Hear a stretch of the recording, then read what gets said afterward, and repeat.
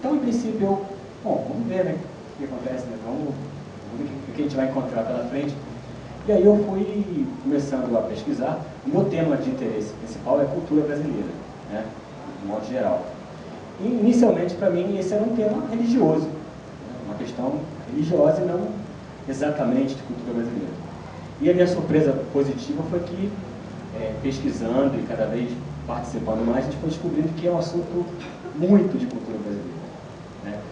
É possível, pela análise da devoção do Brasil aos santos, conhecer a cultura brasileira. É um dos caminhos de você tentar conhecer essa coisa tão diversa e variada que é a cultura brasileira, através da devoção aos santos, né?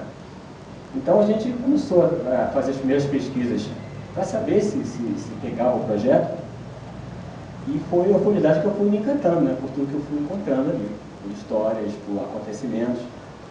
E eu posso dizer hoje que, na verdade, é um livro sobre santos, mas é principalmente um livro sobre a devoção do Brasil, né, dos brasileiros, aos santos, né? A devoção do Brasil torna a questão muito especial, né? Mais especial do que em outros países. Se a gente for ver em cada capítulo aí de cada santo, a gente reserva uma parte histórica, né, da história básica dele, e também para como a devoção acontece em outros pontos do mundo, né? E no outro departamento a gente separa só a devoção no Brasil. Então a gente vê que é bastante diferente. A devoção do Brasil, ela, vamos dizer, ela ressignifica aquele santo. Ele tem uma significação de modo geral, né, pela história do personagem histórico que vivenciou, que depois foi transformado em santo, por tudo que acontece, por tudo que ele vivencia, pelos milagres, pela fé e tudo.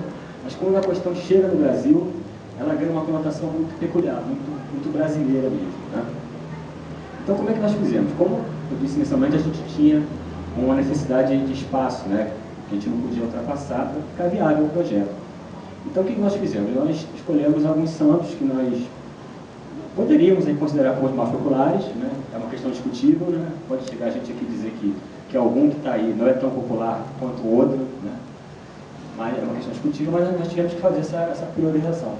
E aí nós escolhemos um grupo de santos, um total de 13 ali, e na verdade cabia mais, mas o que a gente encontrou? Dentre essas surpresas que a gente encontrou pesquisando, a gente encontrou a questão da Nossa Senhora, né? Que não é exatamente santo, né? Se a gente for entrar teologicamente, é uma questão à parte, ela não é exatamente o santo, ela é a mãe de Jesus, é uma categoria à parte disso tudo. Mas a devoção, na prática, né, como ela é exercida, ela é, nesse ponto, similar a todos os santos. E Nossa Senhora é simplesmente a maior devoção do Brasil, né? Maior do que qualquer dos santos que a gente colocar aí. A devoção à Nossa Senhora abrange, mobiliza o Brasil de uma forma espetacular mesmo, né? Então a gente teve que incluir um espaço para Nossa Senhora.